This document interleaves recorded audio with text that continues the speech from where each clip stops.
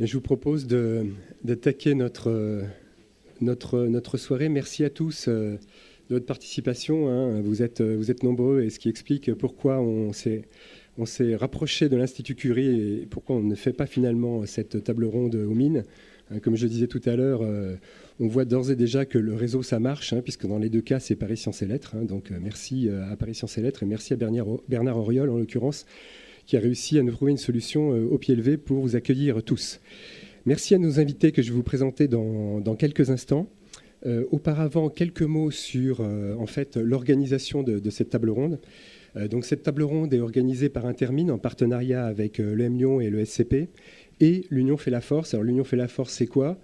C'est le groupe de réseautage de l'école des mines, hein, des anciens des mines, hein, qui, depuis une dizaine d'années, promeut le réseau comme, on va dire, facteur clé de la mobilité professionnelle. Voilà, hein, donc on pourra vous en dire un petit peu plus à l'issue de la conférence si vous le souhaitez. Hein. Mais à l'origine de cette conférence, il y a l'Union fait la force. Donc nous avons, et merci à vous, hein, ce soir avec nous, Nicolas Pavesi, donc de Lincoln Associates. Donc Nicolas Pavesi est aujourd'hui en charge de la practice Consumer Goods, Retail et Luxury Goods chez Lincoln. Hein. Après un parcours de plus de 15 ans chez L'Oréal, Rémy Cointreau et Fram Foods. Nous avons Bernd Terrell d'Hunson, hein, en charge de la business unit industrie et services. Bernd a un parcours de 14 années dans le conseil. Hein. Il a rejoint Hudson en 2005 pour développer les métiers de la grande distribution, des biens de consommation, les services et puis le e-commerce. Et enfin, donc, avec nous, Bertrand Langsad, hein, de Spencer Stuart. Donc, Bertrand démarre sa carrière chez Procter & Gamble, puis il s'oriente vers le recrutement sur des fonctions supply chain chez Michael Page, avant de rejoindre donc Spencer Stuart en Suisse en 2011. Ce que je vous propose pour poser le démarrage de cette table ronde, hein, c'est en fait issu d'une enquête, alors c'est une micro-enquête, hein, auprès du réseau essentiellement des anciens de l'Union fait la force. Hein. L'Union fait la force, c'est 300 membres aujourd'hui. Donc en amont de cette conférence, hein, on a questionné le réseau des anciens de l'Union fait la force et on leur a posé la question comment jugez-vous vos contacts avec les chasseurs ?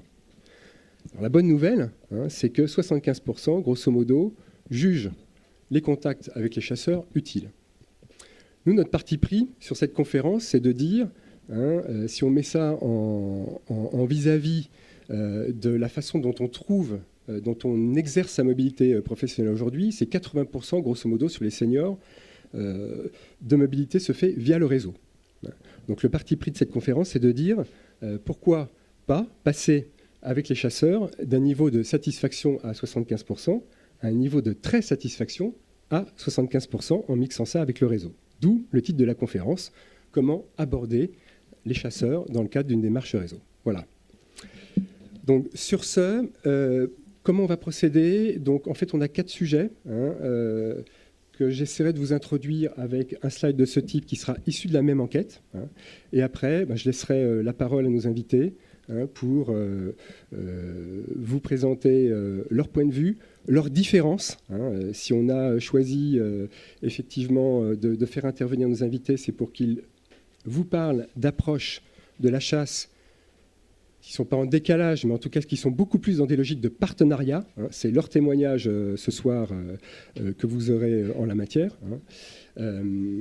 Et ensuite, donc, on vous donnera la parole hein, de façon à peu près équilibrée sur le temps de cette table ronde pour que vous posiez toutes les questions que vous souhaitez. Et à l'issue de la conférence, vous pourrez bien évidemment échanger avec nos invités si vous le souhaitez. Voilà. Donc, premier sujet. Le premier sujet, en fait, est la question que je souhaitais poser à nos invités. C'est finalement, est-ce qu'un chasseur s'intéresse au projet professionnel d'un candidat ? Si on regarde ce que nous répond les anciens du groupe L'Union fait la force, grosso modo, oui, à 50%, non à 50%. Donc, non à 50%. Lequel d'entre vous veut prendre la main sur cette question-là?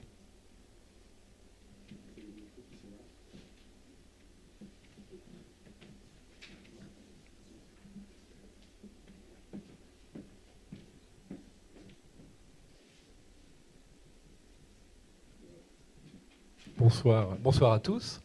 Bon, pour attaquer le sujet du projet professionnel, donc si vous êtes là, c'est que vous vous occupez de votre carrière. Et en effet, pour votre carrière, vous avez sûrement un projet ou des projets professionnels. Et juste en introduction, pour rappeler en fait notre métier à nous de chasseurs de tête, comment ça fonctionne, pour répondre à cette question. Nous, il faut bien comprendre qu'on est avant tout payé par des clients pour trouver des candidats qui répondent aux besoins, aux attentes futures ou actuelles de nos clients.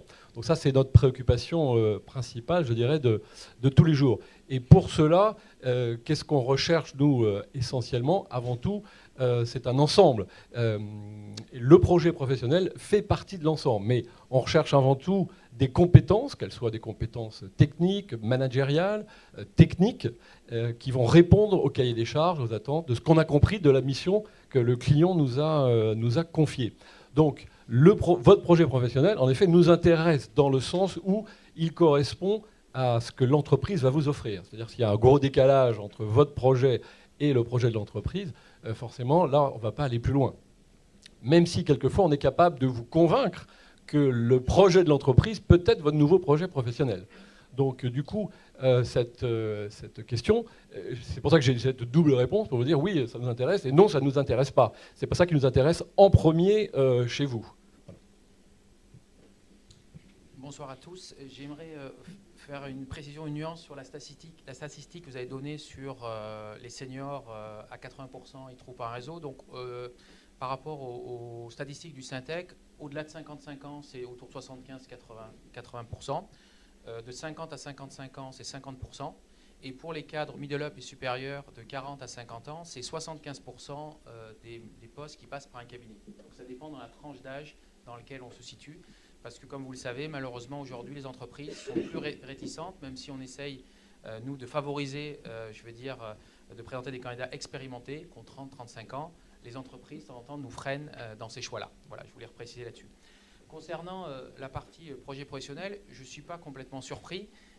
Ce qui est intéressant, c'est qu'il faudrait rééquilibrer le rapport de force. Parce que lorsque nous, on vous contacte pour vous proposer un poste, souvent, vous n'avez pas le temps de nous rappeler, vous êtes pris. Et nous, lorsque vous cherchez un poste, c'est nous qui ne sommes pas forcément disponibles complètement pour répondre à vos attentes, vous recevoir. Donc, il faudrait rééquilibrer cette approche-là. Donc, on pourra le développer. Et dernier point, les chasseurs de tête, on travaille avec un mandat, avec vraiment des précisions sur un cahier des charges, sur une culture d'entreprise. Et donc, on ne fait pas du brassage, du broker de CV. Donc, c'est vrai qu'on s'intéresse au projet professionnel, mais dans sa globalité par rapport au cahier des charges de notre client. Bonsoir à tous. C'est vrai qu'on m'a invité aussi pour donner peut-être une touche internationale, parce que je travaille en Suisse, et plus spécifique à Spencer Stuart aussi. Le marché en Suisse est tendu, exactement comme il est en France. Peut-être on est un peu mieux loti en termes de marché de l'emploi, mais la problématique reste la même. Les clients, quand ils nous payent un mandat, quand ils dépensent une certaine somme d'argent, c'est plutôt pour trouver le profil idéal, en tout cas dans leur cadre de référence. Et donc, malheureusement, souvent, le profil idéal, il présente assez peu de risques. Donc, il présente évidemment les compétences, mais il présente aussi peu de risques. Et c'est vrai que les sociétés de nos jours et les cadres, on leur demande aussi, ou en tout cas, ils ont aussi un besoin de se protéger, donc en proposant à leur hiérarchie et au conseil d'administration des profils qui présentent le moins de risques possible. Après, nous, on est donc un chasseur de tête, c'est un consultant. Donc, quand on prépare ce qu'on appelle typiquement une longue liste, donc une dizaine de profils en général, nous, on va toujours présenter, je dirais, 3 profils qu'on appelle alternatifs, au moins, donc qui ne tombent pas exactement sur les spécifications demandées par le client. Par exemple, quelqu'un qui vient d'un autre secteur ou quelqu'un qui est un petit peu au-dessus d'une limite d'âge si le client a fait la faute professionnelle de mentionner une limite d'âge dans sa demande, etc. Et donc, dans ces profils-là, on pense bien sûr à des gens comme certains d'entre vous qui veulent changer de carrière. Par exemple, pour citer un exemple concret, il y a une banque régionale connue en Suisse, Banque Valiant, qui est présente dans toute la Suisse, banque de détail et corporate banking pour différentes tailles. Et on recrutait le chef, donc banque détail et petites et moyennes entreprises. Dans le critère de choix, le président du conseil d'administration nous avait demandé un profil bancaire. Et dans la discussion, on avait bien sûr émis l'argument du profil d'assurance. Peut-être, vous me dites si je fais un peu trop long. Mais je pense que c'est intéressant, notamment parce que l'assurance est connue pour en tout cas en Suisse, pour son très bon réseau de distribution, ses très bonnes techniques de vente, etc. Et finalement, dans cette longue liste de 10, on a présenté 3 personnes de l'assurance, et au final, c'est un exécutif de l'assurance qui a été choisi, qui a fait tout son chemin, et il a été au final contre un profil bancaire, et c'est lui qui a emporté la course au final. Donc ce projet professionnel, nous on l'écoute, on l'entend, et on fait de notre mieux pour l'inclure dans les demandes de nos clients, et notamment au marché qui est difficile aussi pour nous dans la relation avec le client. Donc si je dois essayer de faire une petite synthèse, vous restez dans ce schéma, hein, oui, non, 50-50, oui, et il faut que ça fitte bien sûr avec le besoin de votre client. Et quand vous pouvez pousser un candidat qui a un projet qui fit bien, même si a priori sur le papier ça peut paraître en décalage, vous le faites. Peut-être juste compléter en disant qu'il y a plusieurs choses. Déjà, il faut que le projet soit évidemment réaliste. Donc ça, on est là aussi pour peut-être donner un point de vue sur la rémunération, sur la possibilité de changer de secteur, sur la tenue d'un secteur, sur la mobilité géographique. Il y a souvent, en général, ce qu'on dit, c'est qu'il y a un critère qu'on peut changer. Donc soit on cherche le secteur, la fonction, la géographie, ou éventuellement la rémunération, on augmente. Mais en ce moment, avec le marché actuel, on ne peut pas tout changer.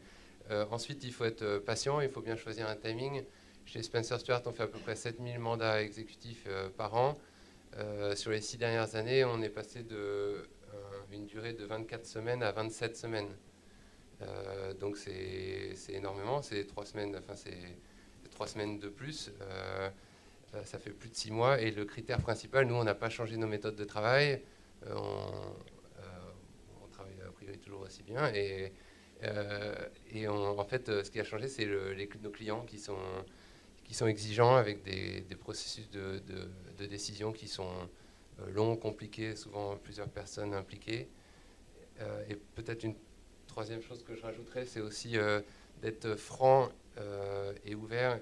On en reparlera sûrement après sur le passé, et être proactif dans les explications. Par exemple, un diplôme, on vérifie, on a des boîtes qui vérifient les diplômes. Donc, il vaut mieux dès le début, si vous n'avez pas le diplôme, dire que vous avez étudié mais vous n'avez pas eu le diplôme.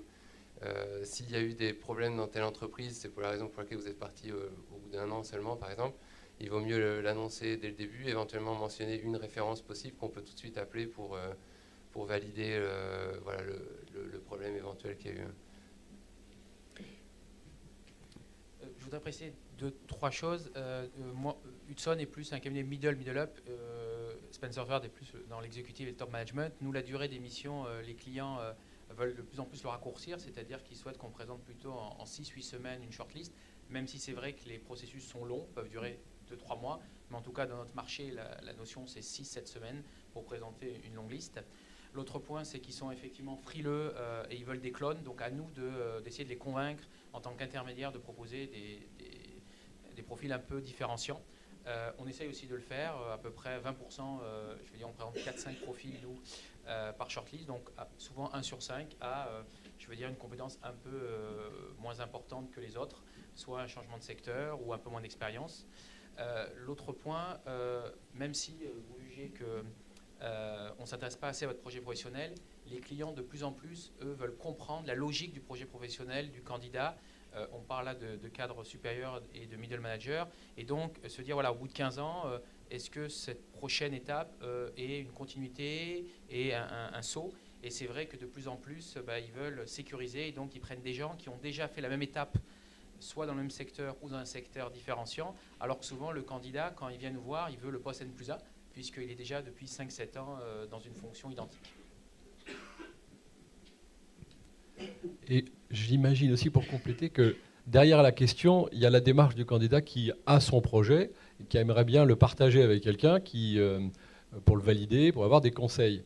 Alors c'est vrai que quelquefois on est à même de donner des conseils de carrière, en disant votre projet est très bien, fantastique, il faut aller à tel endroit, ou c'est pas du tout c'est pas un bon projet. Mais c'est vrai que c'est pas forcément, je dirais, tous notre cœur de métier. On n'est pas quelquefois compétent sur votre propre projet.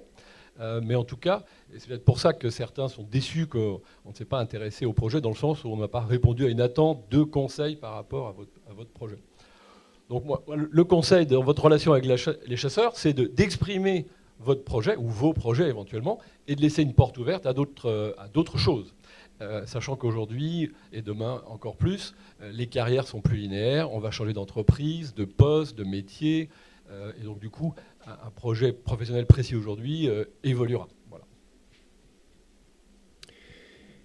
Ok, écoutez, ça commence bien, puisque vous nous dites oui, on intègre le projet professionnel de nos candidats et on le pousse même parfois auprès de nos clients. Donc parfait. Question suivante. Alors on sait tous que le réseau, c'est plutôt une affaire de pair à pair, avec un certain équilibre. Quand on est face à un chasseur, on est plutôt dans une relation de pré-recrutement. Donc question suivante, en fait, comment rendre cette relation plus équilibrée? Alors juste, et ça fait écho à ce que vous venez de dire, toujours notre petite enquête là, en amont. Un chasseur conseille, oui, à 65%, prépare, oui, à 57%, donne du feedback, oui, à 61%. Donc on est plutôt, en termes de perception des candidats, de tous ceux qui sont en situation de mobilité et qui ont affaire à des chasseurs, plutôt en situation de perception positive. Au-delà de ça, et à partir de ça, comment rendre plus équilibrée cette relation entre vous et puis les candidats que vous voyez au quotidien? Lequel d'entre vous veut prendre la main?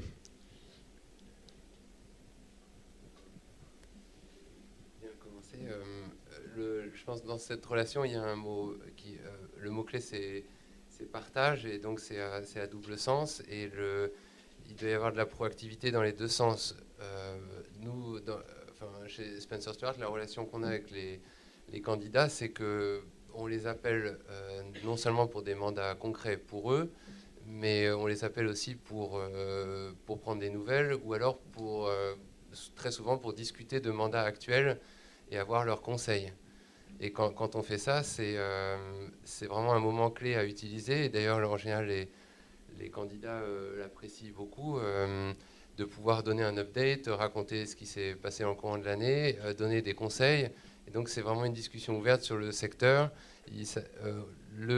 Évidemment, le chasseur, nous, ça nous permet d'avoir des informations sur le secteur, d'avoir des idées, d'apprendre à connaître peut-être 2 ou 3 personnes qu'on ne connaissait pas dans une fonction particulière.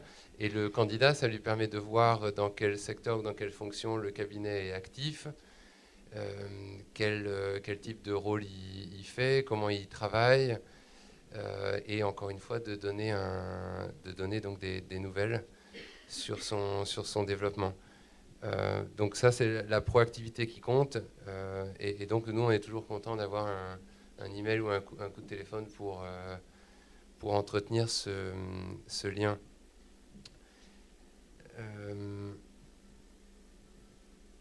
Alors, par exemple, encore pour donner peut-être un exemple concret, après je passerai la main peut-être pour d'autres idées, mais hier encore, donc on recherche en ce moment le directeur général d'un groupe de développement d'hôtellerie en Suisse, et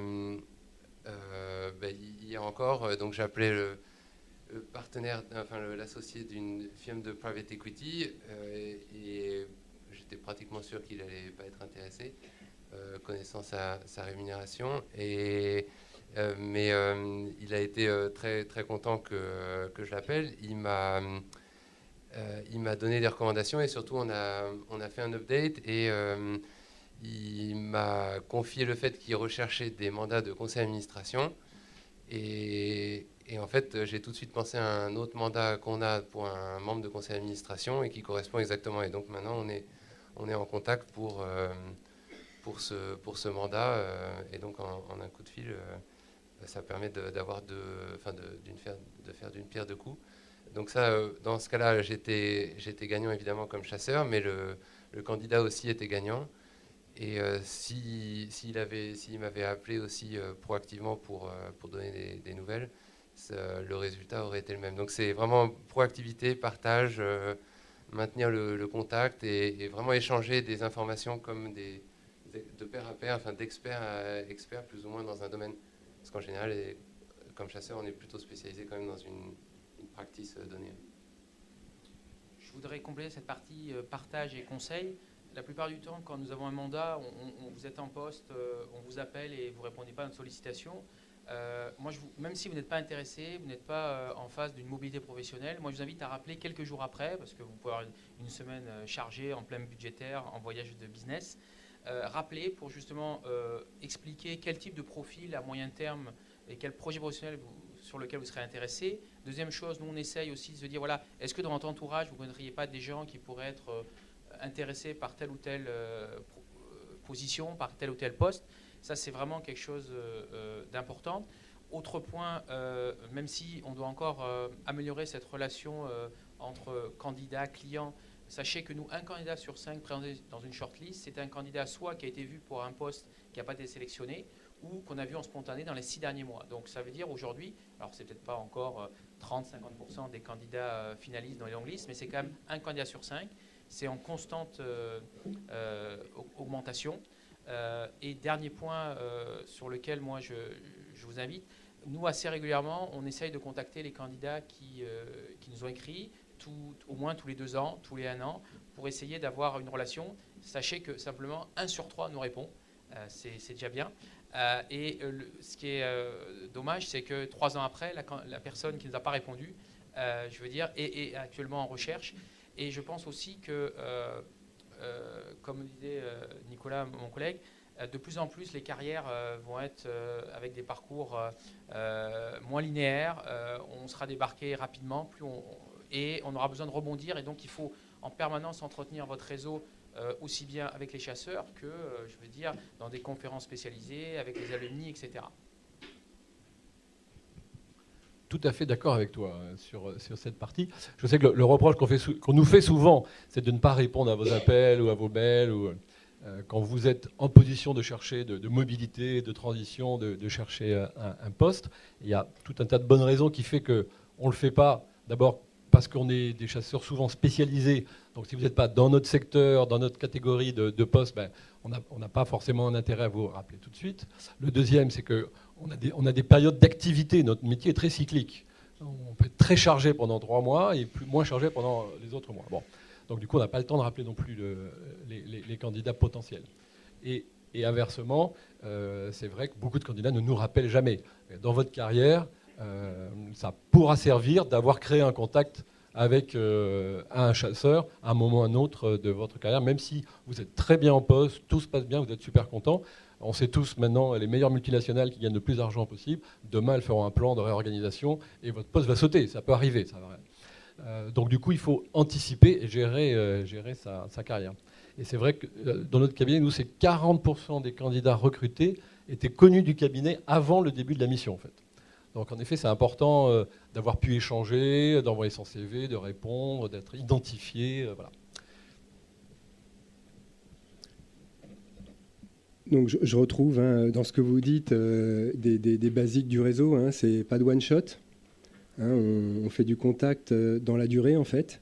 On n'est pas forcément en contact sur une opportunité immédiate. On met en avant et on est en capacité d'échanger sur une expertise et sur un secteur d'activité, ce qui donne de la matière au-delà d'une opportunité. Donc effectivement, ce que vous pouvez dire, c'est des classiques aussi qu'on retrouve dans la démarche de réseau et qui placent en fait la relation entre vous et puis les candidats dans la durée sur une expertise et donc sur un enjeu professionnel qui se place non pas ponctuellement sur une opportunité que vous pouvez avoir de vos clients, mais sur une collaboration dans la durée. Si je dois compléter par une question, réseauter avec un chasseur, le conseil que vous auriez à donner à notre public, ce serait quoi? En un mot, comment réseauter avec un chasseur? Je pense qu'aujourd'hui, il y a différents moyens de communication. Il y a certes la rencontre en face à face, mais ça peut être un petit déjeuner, ça peut être un coup de téléphone, ça peut être actualiser, son profil via LinkedIn ou via la base de données du cabinet. Réellement, aujourd'hui, moi, ce que je donne comme conseil à tout cadre, c'est que chaque mois, il doit avoir 2-3 rendez-vous en plus de son activité professionnelle dans des milieux spécialisés de son activité, que ce soit une conférence, que ce soit un journaliste qui veut l'interroger, que ce soit un chasseur de tête, que ce soit une ancienne réunion des alumni, pour justement le moment donné où il aura besoin de réactiver ce réseau avec les chasseurs et les autres moyens, parce que c'est vrai qu'aujourd'hui, la technologie fait qu'il y en a d'autres, de vraiment mettre tout en œuvre pour le faire, de façon continue, c'est-à-dire pas simplement par rapport aux périodes dans lesquelles vous serez en recherche d'un nouveau challenge. Comment réseauter avec un chasseur? Oui, tout à fait. Je rejoins tout à fait ce que dit Bern et j'ajouterais comme exemple de conférence, effectivement, toutes les conférences sur les métiers, c'est aussi les conférences, les articles, les publications, c'est aussi des sources d'informations qu'on utilise nous comme chasseurs pour aller trouver. En ce moment, on cherche en Suisse un directeur des ventes de les produits, les systèmes pour les cuisines professionnelles, donc un secteur qu'on ne connaît pas du tout, ou très peu. Et donc, c'est très simple, il y a une conférence par an pour les experts de la gastronomie, et dedans, il y a tous les directeurs des ventes, et notamment ceux qui font des conférences, qui font des présentations. Il y a des articles professionnels, et en ce moment, les 2 des 3 candidats actuels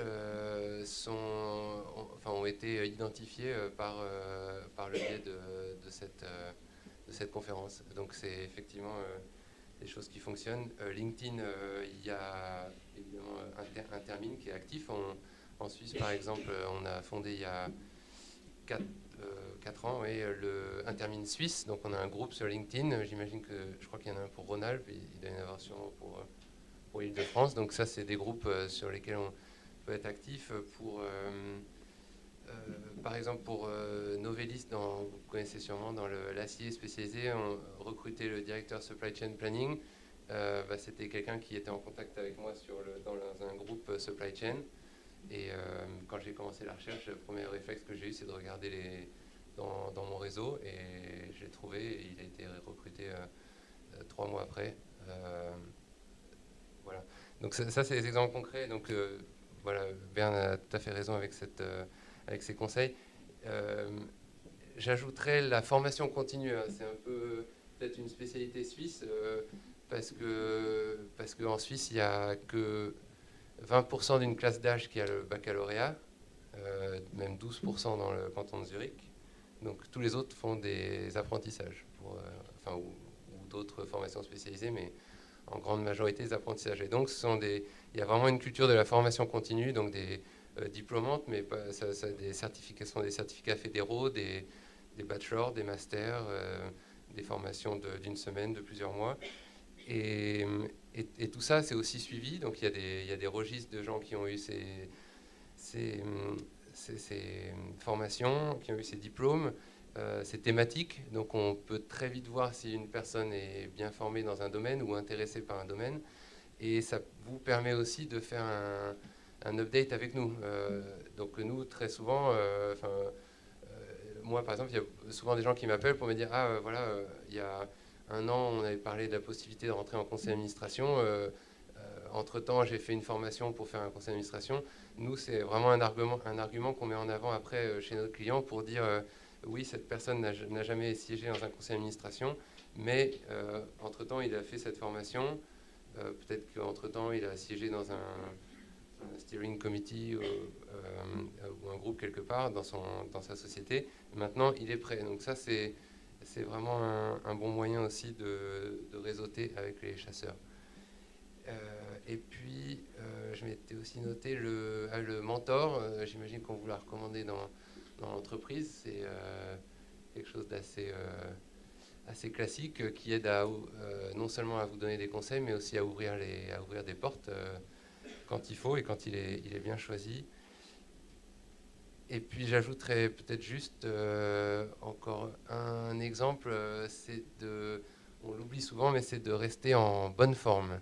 Et ça veut dire forme physique et forme mentale. Ça paraît bête, mais l'année dernière, on cherchait le directeur général d'une société de logistique à Singapour.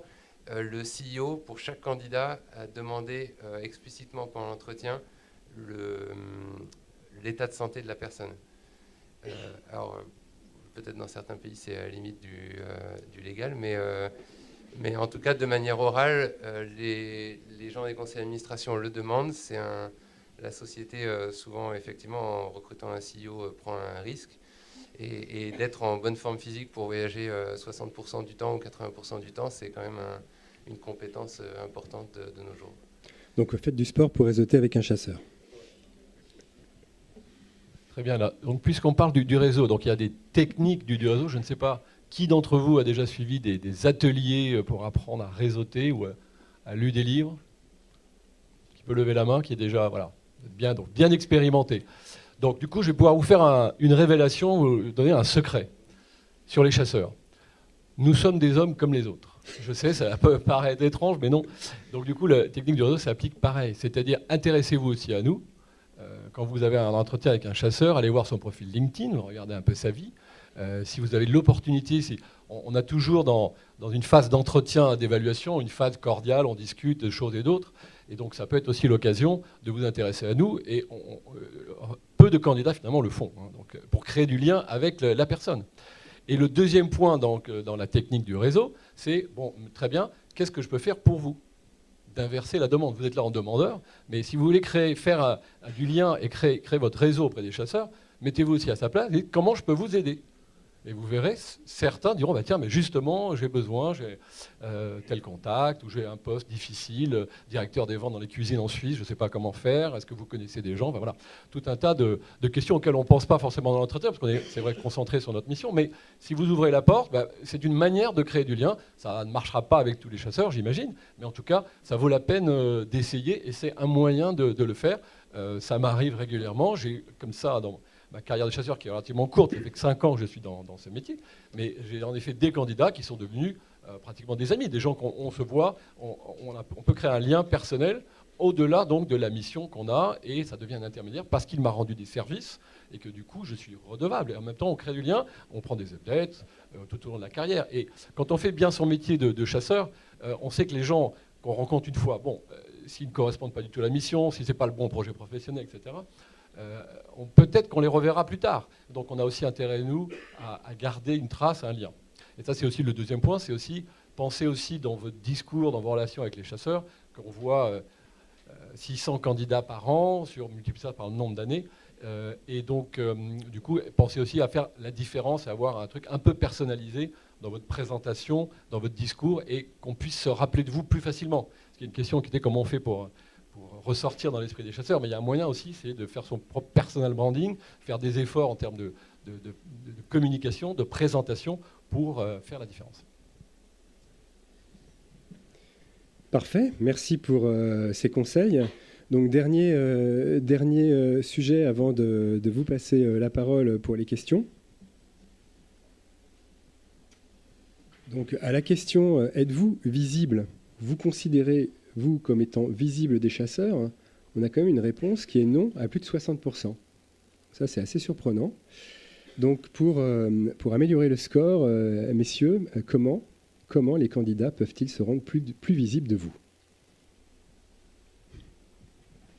Je vais d'abord inverser cette approche. Est-ce que vous savez, dans les grandes écoles de commerce, des gens qui ont plus de 15 ans d'ancienneté, aussi bien commerciale ou d'ingénieur, combien sont alumni? Combien payent leur adhésion et expliquent chaque année où ils sont ou donnent une adresse mail? Est-ce que vous avez une idée à peu près? Moins de 50%. Moins de 50%.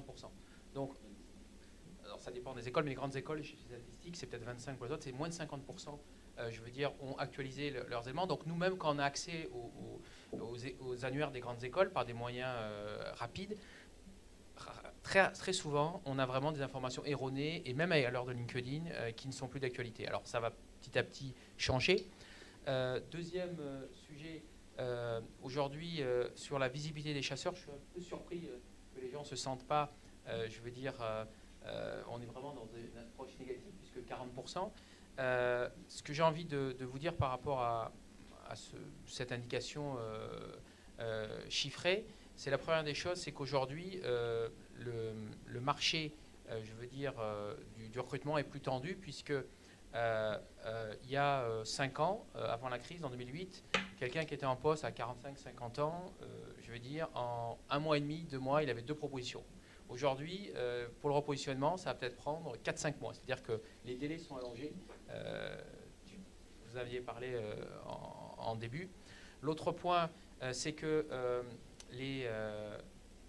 nos clients sont de plus en plus frileux et veulent de plus en plus des gens qui ont vraiment une expérience vraiment complètement clonée par rapport à ce qu'ils attendent. Donc à nous de les faire changer par rapport à ça. Et l'autre point, j'ai l'impression que certains d'entre vous n'avaient pas eu assez l'habitude. Alors maintenant, je pense que de plus en plus, on sera, je veux dire, plus entraîné, n'étaient pas préparés, je veux dire, à cette approche des chasseurs, du nombre d'entretiens qu'il faut avoir. C'est un semi-marathon, je dis souvent. Aujourd'hui, pour avoir un mandat et un poste, lorsqu'on est en reposition professionnelle, il faut au moins aller sur 6-7 shortlists. Donc il faut avoir écrit peut-être une quarantaine de contacts, peut-être rencontrer 80 personnes ou appeler. Donc c'est vrai que de plus en plus, je veux dire, on dit que c'est un job de chercher, vous l'avez déjà entendu, à se repositionner. Clairement, aujourd'hui, c'est facilement une journée et demie par semaine minimum, je veux dire, de préparation, puis ensuite préparer les entretiens de réseaux, de cabinets intermédiaires, d'associations professionnelles. Et donc c'est vraiment quelque chose qu'il faut minutieusement préparer. Oui, je pense que des outils, on en a donné déjà quelques-uns. Pour reprendre l'image de Nicolas, il faut vraiment effectivement penser à vous comme une marque. Et donc ça commence par évidemment une bonne définition du projet professionnel, de ce que vous voulez, de la valeur ajoutée par rapport à vos concurrents, de votre valeur, et donc du bon positionnement en termes de rémunération. Et il faut bien vous positionner sur le marché. Et donc, il faut choisir, dans la relation avec le chasseur de tête, il faut choisir le chasseur qui va le mieux vous représenter sur le marché et qui va évidemment traiter des projets qui sont proches de vos objectifs.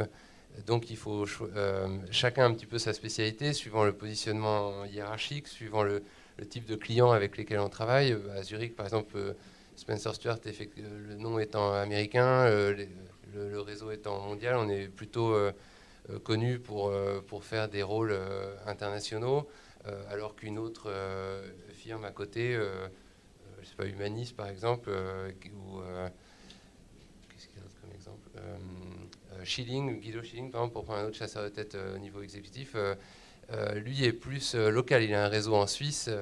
Il travaille très bien sur ce réseau-là.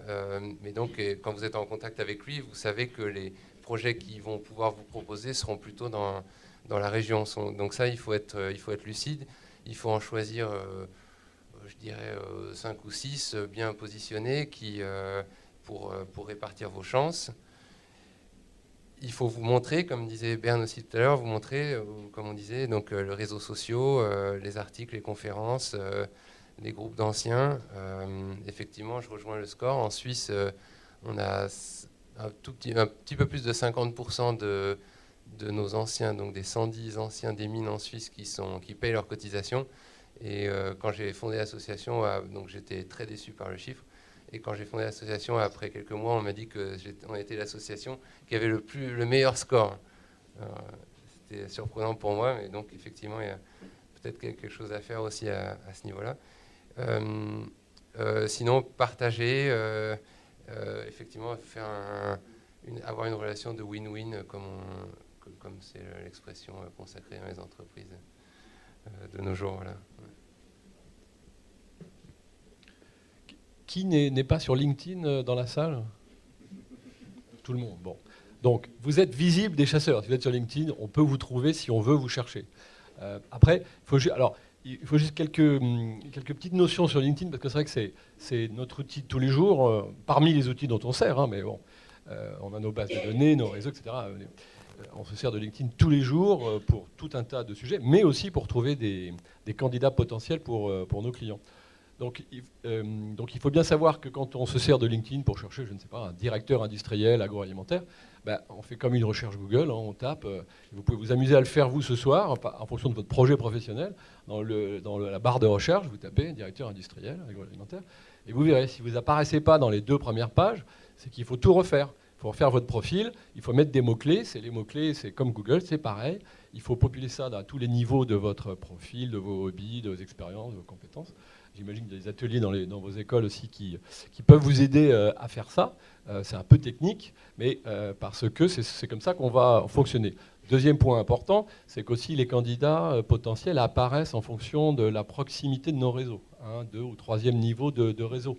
Donc il faut développer son réseau, il faut en effet rentrer en contact avec pas mal de gens qui du coup vont pouvoir vous servir aussi vous, pour rentrer en contact avec un chasseur qui peut vous intéresser par le cabinet ou sa spécialité, pour qu'il vous recommande. Parce que nous, en tant que chasseurs spécialistes, on rencontre beaucoup de candidats en exploratoire. C'est-à-dire qu'on n'a pas de mission, mais on se dit, tiens, ce profil est intéressant, son entreprise m'intéresse, et je le reçois. En revanche, comme on a beaucoup de demandes spontanées qui viennent comme ça, on va privilégier les gens de notre réseau à nous déjà, les gens avec qui on est rentré en relation.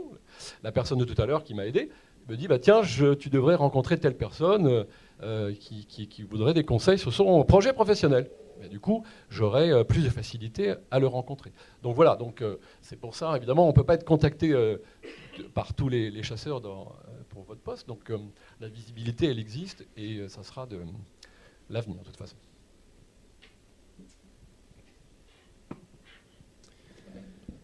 Écoutez, ça a l'air simple tout ça.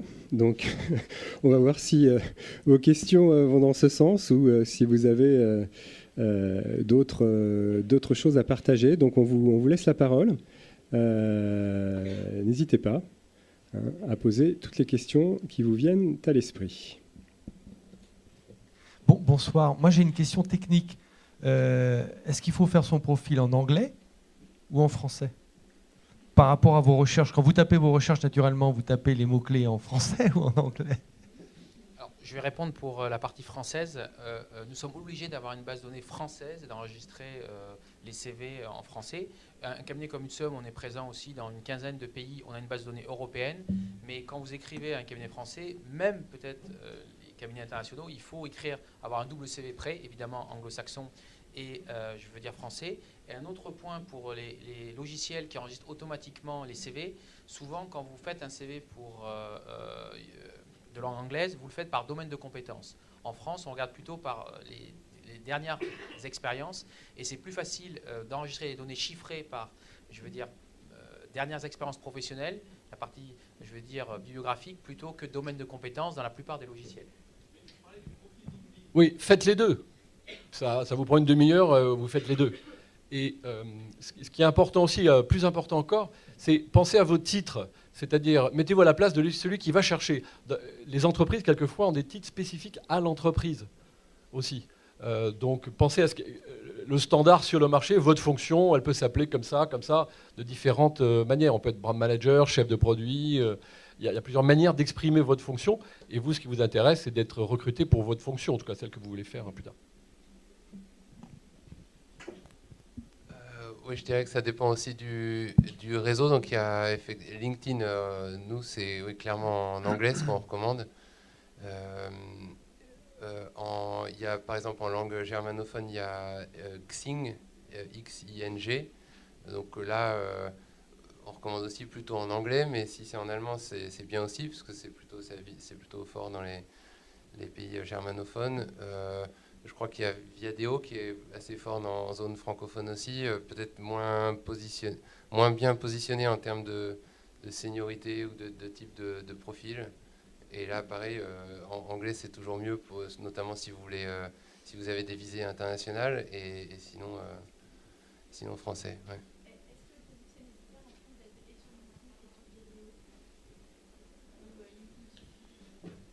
Moi, je suis tout à fait d'accord. Aujourd'hui, sur Viadeo,